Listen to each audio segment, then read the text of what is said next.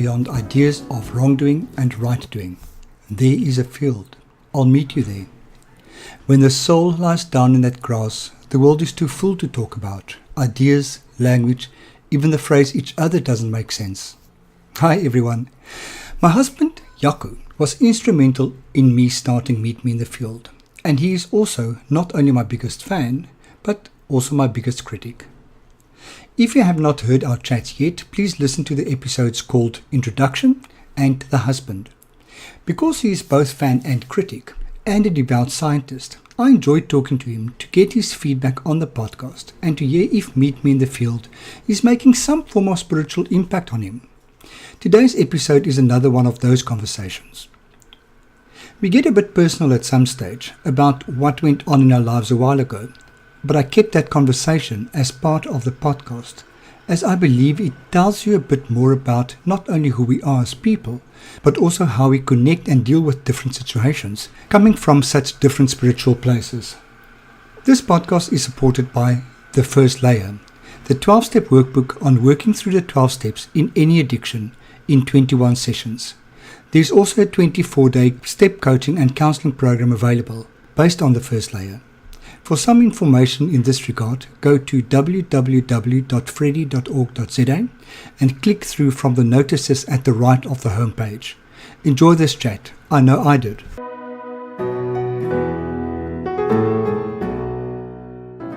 Herr Professore, we meet again. For you, the podcast is over. For you, it has just begun. How are you doing? I'm fine. Fucked up, insecure, neurotic, emotional. Why are you fine? What's wrong? I'm having a good time. I am teaching, but not too much. So you say you are actually, so since the last time we spoke, which was, it was posted on 30 November. Can you believe it? It's 3 months, nearly 3.5 months ago. Almost impossible to believe. Was it that long ago? There you go. See, browsing the web. 30 November. And when was your first podcast? 2017. September. 14 September. Middle of September. So you've been going for 6 months now. And this is I've got no idea what episode it says. 26 or somewhere around there, yeah. Wow. This is amazing. I am very, very proud of you. I think it's quite an accomplishment to have so many podcasts so regularly. You've worked really, really hard. And it's a beautiful collection. Thank you very much. It is hard work, but I am enjoying it. So, Jaco, in the 3 months since last we spoke, yes, any thoughts on Meet Me in the Field? Has your vision or has your take on it changed? Anything that struck you as particularly good, particularly bad, particularly interesting? Well, I have to be diplomatic. I'll be a little more diplomatic this time than last time. You don't have to be. I think people appreciate the fact that you're not diplomatic. But I still don't want to hurt anyone's feelings. No, you can't attack my guests. Well, can't or shouldn't.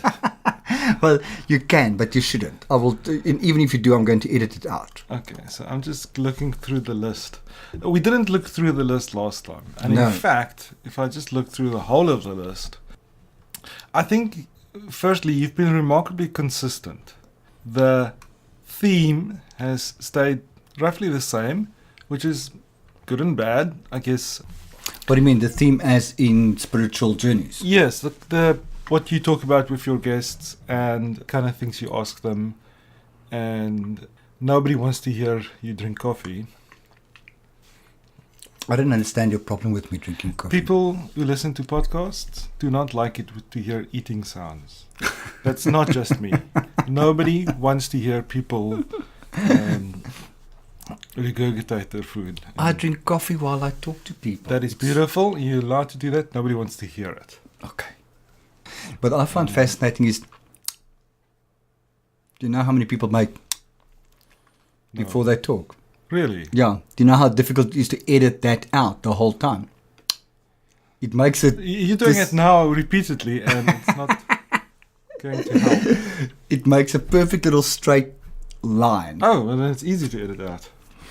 But have 100 in a podcast? Yes, yeah, lots of work. And the amount of ums and ahs. And Getting back to what I was saying, the theme is very stable, and I like that. It means that you had a clear idea from the start what you want, and you've stuck to it, which is good. Some of the podcasts I found a little more boring than others. So some people, even though they're wonderful to talk to in person, simply don't come across on the podcast as very lively. But that's the nature of humans. You will always have that. Yeah, absolutely, of course. It's the same as speaking on the phone. Some people don't have a phone voice, but they're wonderful in person. They're really nice to interact with. But not record it. That's a mystery. Why would some people not record well? Maybe there's something you can't really capture, facial expressions or twinkle in the eye, just the way they body language maybe. But some people, I think, just generate more energy. Well, maybe. I don't believe in energy. But What do you mean you don't believe in energy? Energy is a concept in physics. There are only certain kinds of energy. And the idea that people generate energy is deceptive. Should it be another word? Yes, it must. What would you call it? It's kind of social interaction. I don't know what the word is. So some people have a high level of life during social interaction, and some people... Why? Are some of the people you interviewed dead? No, according to you, I think you think some of them were dead. The feedback you gave me informally afterwards. Look, it's nobody's fault, and it was still often interesting to hear what they have to say. But I'll just highlight the positive. I found Gail's podcast really nice. Yeah. I mean, you had a really nice conversation. It flowed. She's obviously had an interesting life. Still having it, I hope. And she tells her life story interestingly, and it was fascinating to hear about her spirituality. And so I can recall a lot of what she said. I had to cut so much of that out. Oh my God, it was a nightmare to edit that thing.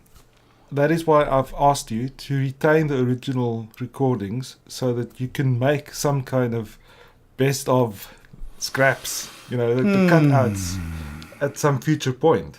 And I haven't been doing that. And you haven't been doing that, but that's on you. That's fine.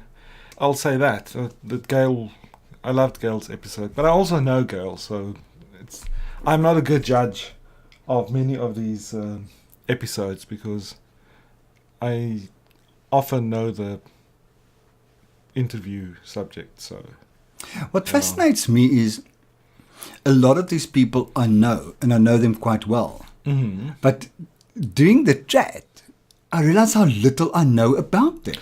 Yes, it comes across that you, obviously in the conversation, how surprised you are by some of the things they say and astounded you are. Clearly you never knew that Mr. X spent 5 months in Tibet tutored by monks, and you're clearly shocked at him. Which specifically in terms of their spiritual journey was very important in that journey. And that is what I find the fascinating part of it, is that these are people whom I interact with on a regular basis, and I perceive that interaction to be at kind of nearly a deeper level than I have a lot of other interactions with other people.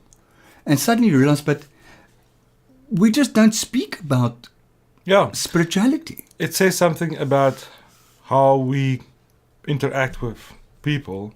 The fact that I interact with someone now, but that is informed by a very long journey that they've had and that I have had. So in some sense, we're meeting on a road, or two roads that cross at some point, the intersection in our lives, and you don't always know where someone is coming from. Tells us something about judging people and how well we truly understand people.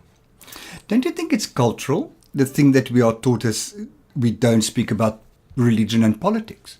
Not that spirituality is religion, but it falls in that category. I mean, it irritates me in a way that I have to, when I classify this podcast in most of the platforms that I have it posted, that religion and spirituality is one category and you can't change it. Yes. You understand what I'm saying? Is Well, I hear what they're you're not the saying. same thing. Maybe. Yes, it's a quite broad definition. It's a broad category. But I don't think religion and spirituality are so far apart that they need separate classifications. You know, you can't have a category for every single topic. But what you say, something else you said, I also don't agree with, and that is that I don't think there's a cultural taboo on speaking about religion and politics. People speak about politics all the time, firstly, so that's false, clearly. But it's not a taboo on speaking about religion, because some people do, but I think part of the culture is that we don't ask people we meet about their spirituality. It's not a taboo, but it's just a cultural habit that it's not a topic people often discuss. Yeah. So it's not forbidden, but it's not the done thing. Yeah, it's just not, And it's not good manners. yeah, that's a cultural thing. You don't want to pry into people's Yeah. private lives. But I think there are ways of raising the topic that is not prying. Just as friends, you know, we don't ask our friends, tell me about your spirituality, which is odd. Yeah. It's an odd thing. And you probably don't ask them to tell you about their politics because you already know you would have discussed their politics in the past. Or Not really. well, some of our friends, I'll name names, James, we probably know a lot about his politics. Definitely, he was the altruist. He's a very in the political podcast. person. I mean, you and I hardly ever speak about politics. What's to speak about? I have no idea what you voted in the last election. And you don't have to say it. But you understand what I say. It just... Oh, the last election I've I never- voted in was so long ago. I think I voted for Adam Lambert. And eventually he won X Factor. I'm kidding. No, he didn't. I don't You know. backed a loser. You're a loser. Do you understand what I'm saying? I don't think that asking people how they vote is a good reflection of their politics. I would find it particularly boring, and I can't even recall how I voted myself. But asking people what they think about certain things. But our South African politics is a horrible mess. So, if I look at the people that I have spoken to over the past few months since we spoke last time, there's a vast range of different belief systems and different takes on spirituality. Has your take on what spirituality is changed? Has it broadened? I'm not sure. Firstly, I agree with you. There is a vast range of people you've interviewed. Let's analyze this scientifically. Some are your close friends, very close friends. Mm-hmm. Some are people that you barely know. Yeah. So they're not all intimate acquaintances of yours. What they do is amazing. There's an amazing range. I mean, just looking at the list. Obviously, cat lady is not a profession, but I know their professions, and it's every walk of life, every profession, not every level of affluence, really. It's all middle class people in the main. Not really. Oh, are there some super rich? There's some super rich and there's some very, very poor people as well. Oh, okay. Well, that hasn't come across. It's another thing we don't discuss openly. So how rich are you? Maybe, but it also didn't come across in the discussions you had. Yeah. So, which means that everybody has a spiritual biography that doesn't matter. You know, it's not influenced by necessarily by your wealth. Yeah. So that's interesting. In terms of spiritual systems, I'm not sure there is such a big range. Most of the people you've talked to are Buddhist-y, New Agey. A few are Christians. There have been a few who are devout. Yeah. Some are lapsed Christians. Maybe one or two lapsed Catholics. Maybe you should think about asking a Catholic priest or some other minister to interview one of those. That'll be interesting. You don't think so? My mind is just racing. Who and how do I get hold of them? Look in the phone book and you ask him. Hello, dude. Don't you know the Green Market Square priest? Yeah, I know him, but not good enough to walk up to him and ask him to come and talk to me on a podcast. Why not? That's possibly my biggest problem, is I struggle to get people to talk to me on the podcast, for the podcast. Well, let's just delve into that. Firstly, do you struggle to think of people to ask? I struggle to get people to commit to talking to me. Do you ask them and they say no? Or do you ask them and they say yes and then they don't show up? Or do you feel... Some I ask and they say no. Yes. And those I'm completely fine with. Okay. It's completely okay. I understand that you would prefer not to. And the no reasons are quite weird. It's normally I believe I don't have anything to contribute, or I don't like the sound of my voice. Yeah. Many people don't. Yeah. But, and well. I respect the no, but I get a lot of yes, I'm more than willing. But when I start pushing to make an appointment, yeah, I get no commitment. Yes. Well, maybe that's how it goes. Maybe that is how it goes. I don't know. I think in any case, you should always be way ahead with asking many more people than you can really take. Yeah. And bargaining on the fact that only 1/3 will say yes and show up. I think that's fine. I wonder in a sense if I'm judgmental. That I ask people whose sense of spirituality I approve of, yes, or I connect with, or I see. Well, if I don't connect with it, I don't acknowledge it, and therefore I don't ask to speak to the person. Yes. I've asked a friend the other day who is dogmatically the most unspiritual person can think of. Yes. And he immediately agreed to talk to me. First of all, I was surprised that I asked. Okay. And then... Okay, I'll just fetch the cat. Because he's scratching the very unspiritual. desk. Yes, it's looking for attention. You asked a friend and And he said yes. Okay. And I said to him that it's quite weird that I asked you because kind of it's not the type of thing that I ever thought I would discuss with you. And he said, the thing is we all have a story. Yeah. And I think I judge people beforehand. Whether I think their story is worth listening to or not. Yes. And that's not for me to judge. I must be far more open-minded. Yes. And not decide for my listeners what I think they want to hear. Yes, I agree. You should, in some sense, be unbiased as a host. Yes, and that I'm definitely not. You want to present a wide range of spiritualities. But also the podcast is about spiritual journeys. So if you haven't had one, then what are you going to talk about? Well, I haven't. I've been the most frequent guest. No, I think that it's not about spiritual journeys, because maybe there is no such thing. I think it's about life journeys. And almost all your guests have had these experiences that shape their outlook on life and the way they feel about life.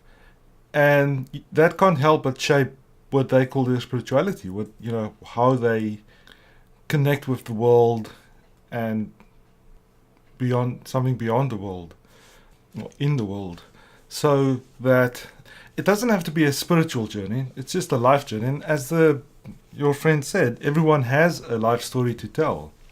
But I would think it's particularly boring, apart from me, to have a guest that says, this is my life story, and I'm not spiritual at all. End of conversation. Yeah. So what are you going to do? Convince them that they are spiritual? Exactly. Pull something out of them that's just not there. Yeah, I don't think an on-air revelation is in the works. Okay, so something that popped into my head now suddenly is since our last conversation, a lot of some nasties happened in your life. Yes. Yes, that's true, yes. We've been through quite a lot of less nice things in our lives since then. We've come very face to face with the concept of mortality in both our families. Let's just rephrase. I don't think face to face sounds like we were in a car accident. Okay. Both in your family and in mine, there has been illness, cancer. It's still unresolved in both cases, in the sense that treatment is ongoing and we're not sure of the outcome, but we're trying to be positive. And you're right, that was stressful. It was a nasty, as you call it. And in my case, there were also things around it. People not willing to accept it. People's fears and insecurities coming out. That has complicated the whole situation.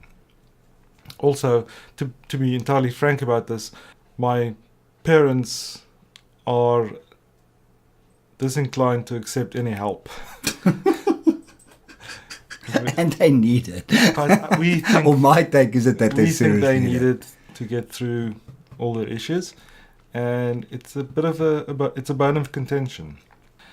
And then also in your family there has been mental problems. Does any of your family suffer from mental illness? Oh no, they seem to enjoy it thoroughly. Well, maybe the mental ones enjoy it thoroughly, but the standard bias, I was very surprised about how it drained me. And that's what I want to talk about, is I found it very difficult to be of support to you, because it's as if I didn't have a what's the word I'm looking for? A basis of standing. Yeah. Authority in the case, or the right to be involved. With my mother and her sister who has cancer, I can talk to her contextually about her religious beliefs, and she can pray and she can do X, Y, and Z, and that makes her feel better and that gives her strength. As Gail also mentioned, the opium for the masses. But at least she goes to bed at night and she can kind of... Yeah, that's her source of consolation, and that's her reserve. Yeah, but for you it was different because I'm not codependent. It's not as if I can quote you Newton and you'll feel better. not that I can quote Newton. What would you quote exactly? Well, Newton did have a few very nice sayings. Probably the most famous is that if I have seen further than others, it's because I've stood on the shoulders of giants.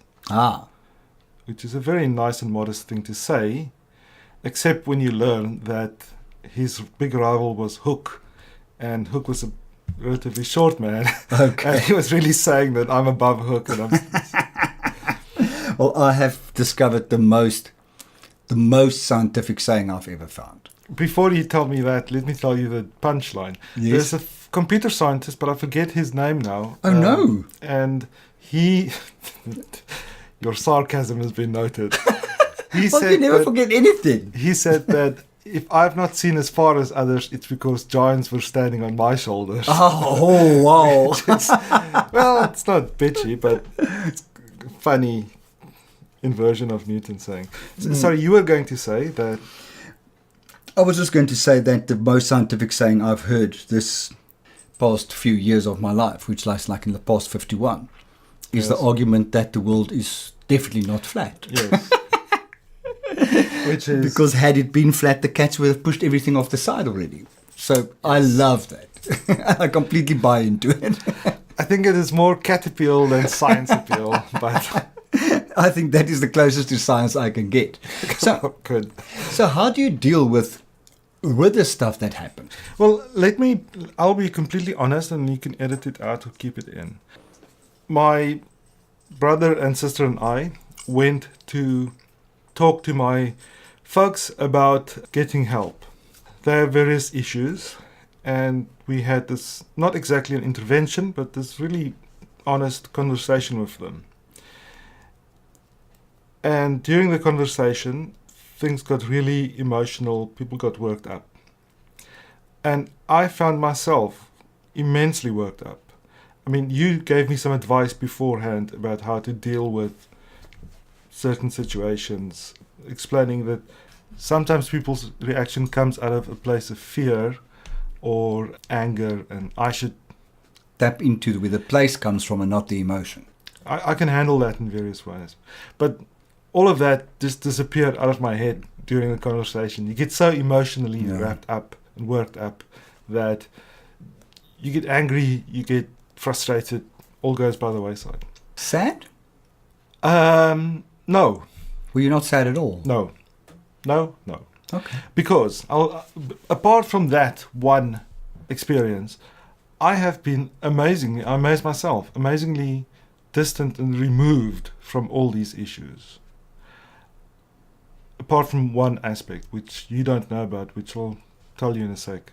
But I have not experienced much stress about the problems that my folks are having at all.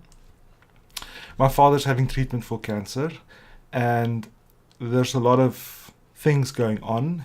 There have been complications. It's difficult to make arrangements because they live far away. They kind of need support, but they don't want it. And I have not been stressed by that at all. And I think it's partly because my siblings are there with me. We're all handling it as best we can. And at the end of the day, my folks are adults who are responsible for their own health, and they must make their own decisions. I'll help them. I'll suggest things, and I'll support them as much as I can. But I'm not going to be upset about it. And I'm not. And I'm not stressed about it at all, amazingly. But the one thing that I have experienced, one other emotion in this whole thing, is that when my dad was in the hospital here, and I went to visit him quite frequently, we just chatted. And I got a lot of joy out of that. Okay. And especially when he asked me to rub his feet and his legs with some kind of salve that made them more comfortable, I really enjoyed that. I enjoyed massaging his feet and watching him squirm and enjoy it also. And it was I wouldn't say bonding experience, but I enjoyed it a lot. And so that was a very positive thing I got out of this whole experience. Where does my reserve come from? I don't know. I like to say I'm not codependent, but everyone is to some extent. And in many ways, I am just like other people, somewhat codependent. But I mean, you can verify that I'm not really that bad. Yeah, I find it interesting that I think my sister-in-law and I are far more codependent than all three of you. Because because we really got frustrated, we got angry, we dove in and we tried to do things. And there was a lot of frustration from our side because we've refused to accept our powerlessness. Well, you seem to just accept that you're powerless over this, and that's okay. Well, I don't. Well, yeah, you don't have to make it sound so derivative. No, not at all. We're not a very emotional family. But what I'm trying to say is you are powerless. Yes, we are. Yeah, of course. And you accept that. Well, I am as powerless as you are, but I don't accept it. And that makes me frustrated. Yeah. And that's the problem with your sister-in-law as well. I think she feels the same. Well, you seem to just accept it. Well, I don't want to have regrets. So I try to do the right thing. I try my best in this situation. And it's difficult to always know what the right thing is. But apart from that, it doesn't help to get upset. It's not my fight. I'm not going to fight someone else's fight for them. If my dad doesn't want treatment, but he does. But if he didn't, that's his banana. Yeah. In some sense, not my baby. He must take if he doesn't take ownership of it, Yeah. it's never going to work. So he must take ownership of his own treatment. And the That's same another for my mother. non-codependent statement. Thank you. And the same goes for my mother, that she must take ownership of her issues, and they're not mine to take on. So I don't. It's not that I refuse to, I simply don't. Whereas you and Alet, you are more involved. It seems somehow that you're more family oriented than we are, in the sense that, we did live together, but we lived together as adults, all 5 of us in my family, and we all lived our own lives. So we didn't live vicariously through each other, Yeah. or we were independent. We didn't live each other's lives. Yeah, for me, it's that thing of acceptance. And that I find, since I've been working the program in codependence, I see how I make my life unmanageable by not accepting the fact that I'm powerless over other people. And that's what step 1 says in CODA, is we accept that we are powerless over others. Yeah. And I get so angry and so frustrated because I can't control other people. I can't manipulate the outcome that I want. Yes. Because people will always do as they believe is right. Yes. And that's not necessarily what I believe is right. Yes. And that's wrong. Yes. Correct. It's not supposed to be like that. And not in the world according to Freddie. Yeah. So the one thing that comes up for me is that you say that listening to all these people's spiritual journeys, Yes. was there anything you found intriguing about listening to these journeys? Intriguing. Let's see.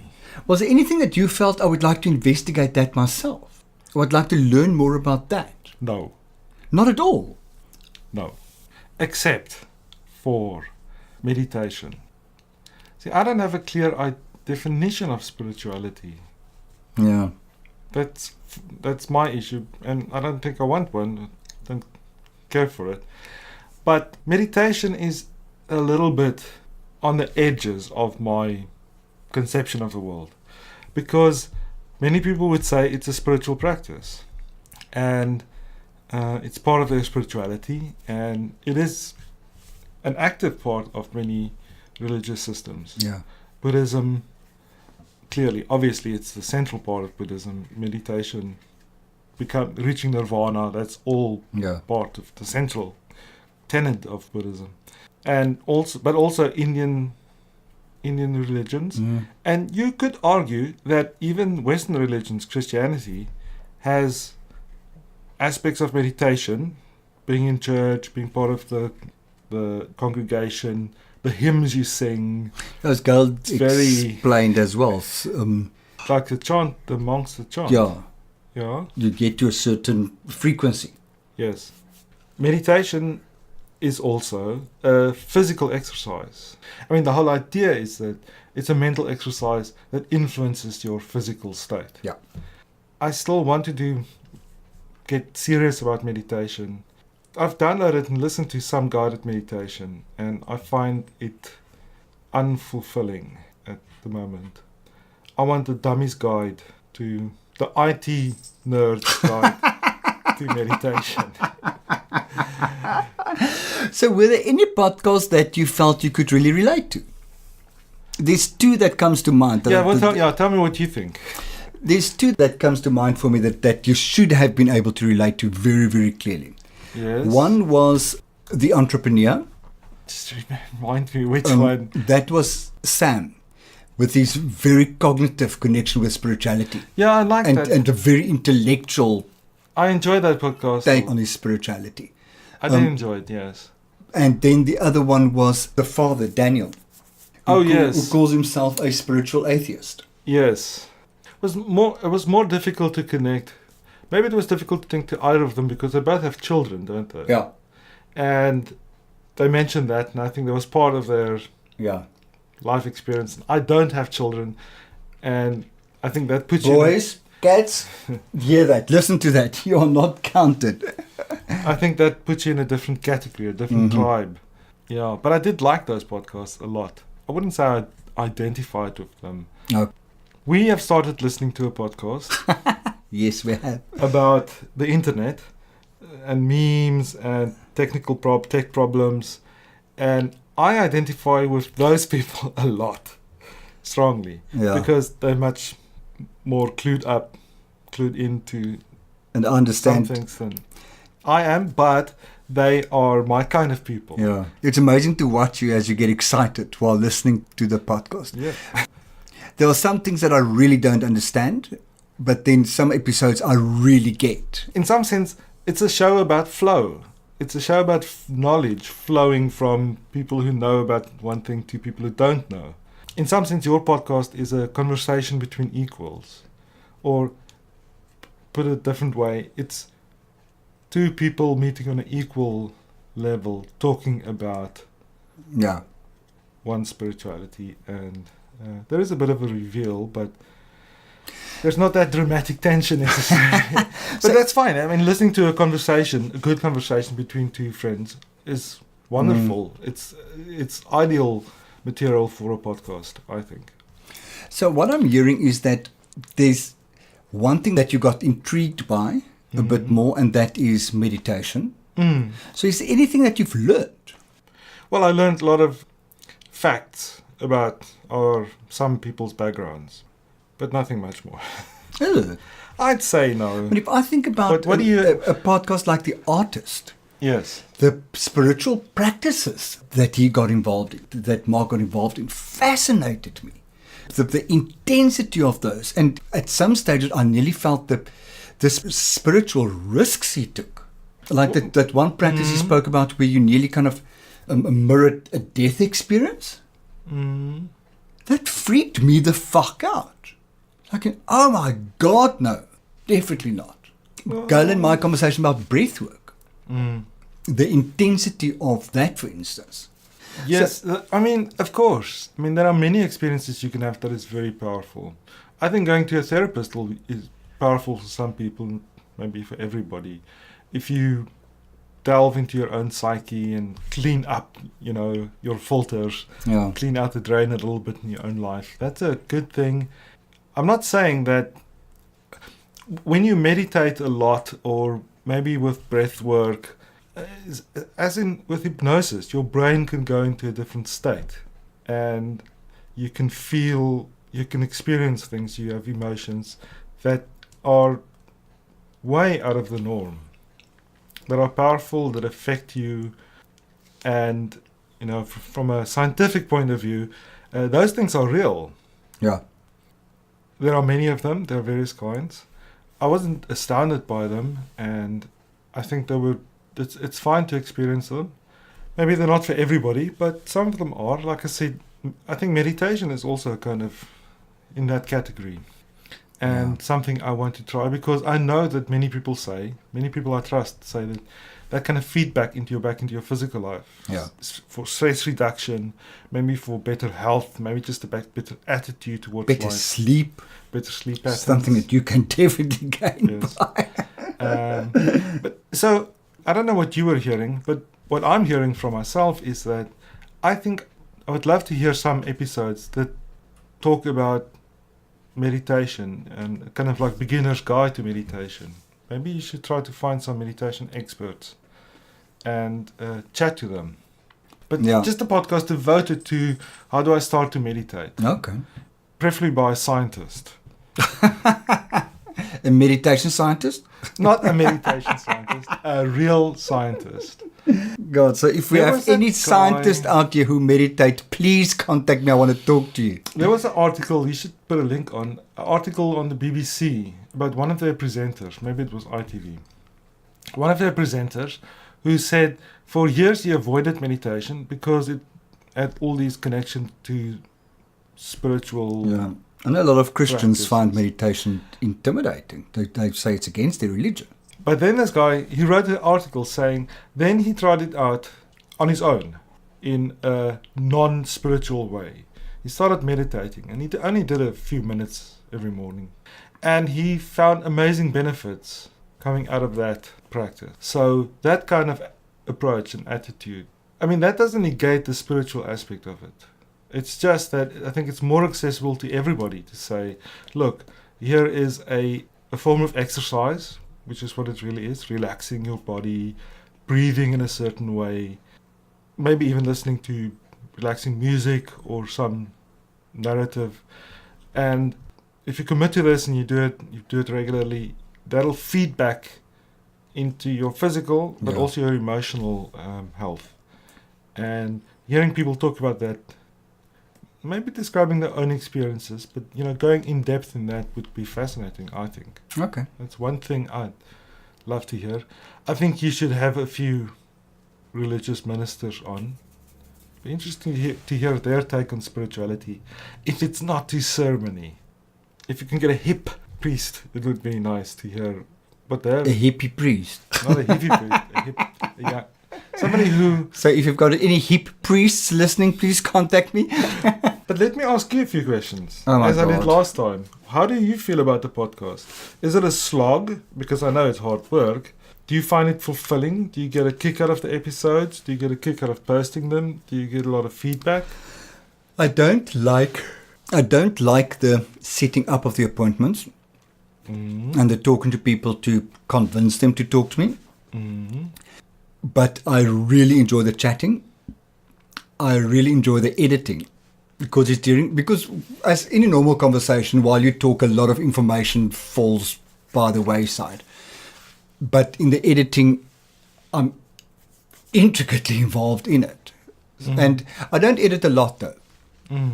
The only editing that I do is to make it shorter, or to take out some really incriminating stuff, or to take out some very irritating stuff.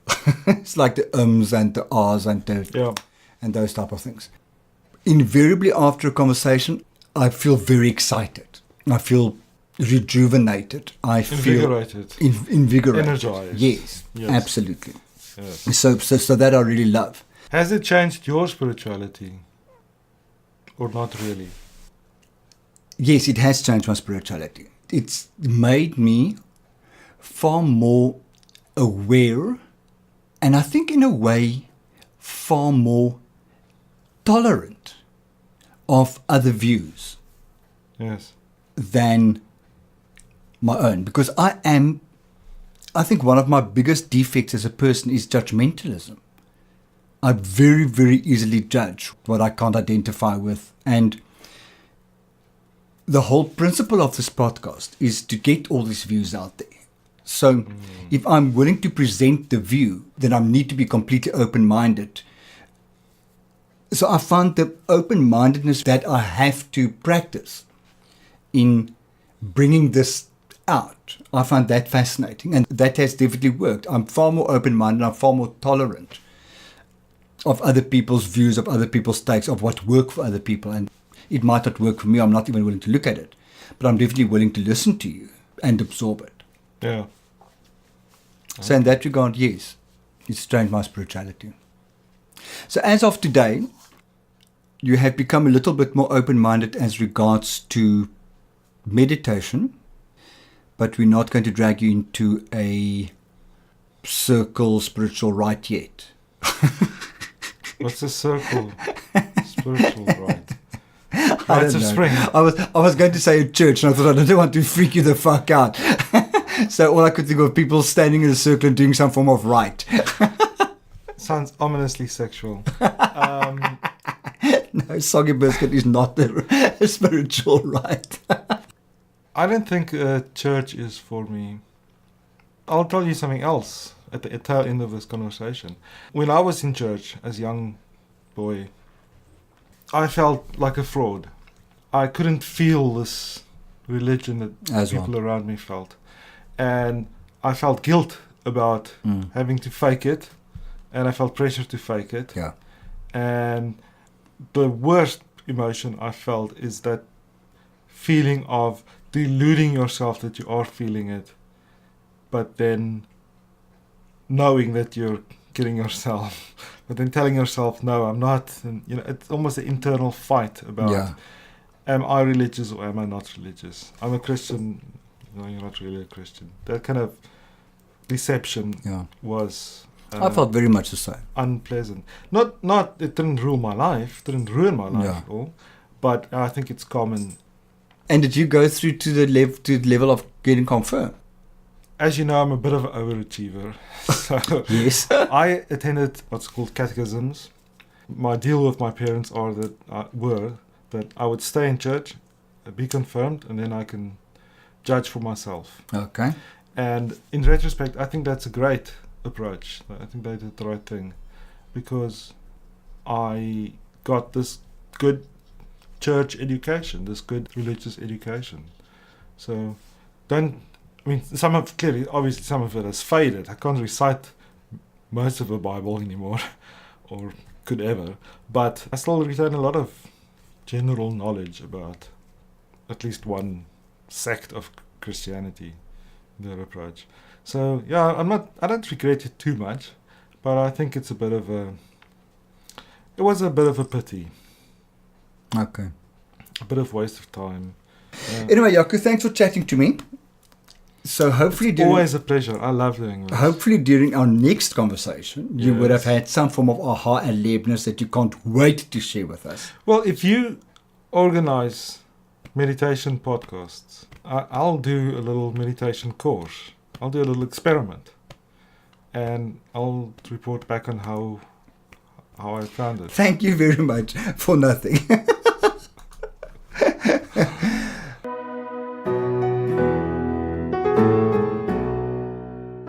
I always jokingly tell Jaco's family that they did not warn me loudly and seriously enough before I married Jaco. As you can hear, he is not an easy customer and not easily pleased. He has very definite views on things and are not simply persuaded. I consequently sometimes desist from even trying. I sometimes disagree from his views, but for the sake of keeping the podcast a manageable length and guarding my own sanity, as well as energy reserves, I just rather agree. Jaco loves a good debate, and frankly, so do I. But as I age, I get better at choosing my battles. I was hoping that, by this episode, which is the 28th one, Meet Me in the Field would have had some spiritual impact on Jaco. I reckon I look at this as a counsellor and trying to gauge if Meet Me in the Field is bringing about some form of change in Jaco's views of spirituality. So far, I reckon I should give myself a 1 out of 10. But I realize that I'm neither making Meet Me in the Field to please Jaco, nor to constantly be affirmed by how many lives it is changing. This is my project and the listenership is growing. For as long as that is the case, I'm happy to continue bringing it to the internet. I'm taking Jaco's suggestions to heart, and I'm not only planning a meditation podcast, but I'm also connecting to some clergies to come and talk to us. I'm looking forward to see if and how that pans out. I think it can be quite interesting. If you have any feedback or remarks, please feel free to pop me an email or connect on social media. It will be great to hear from you.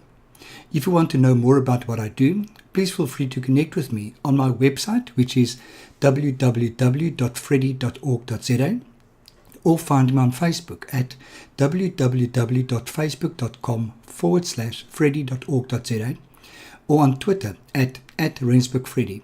Remember that Freddy is always spelled with an IE at the end. I want to thank you for your support. Be safe. Bye.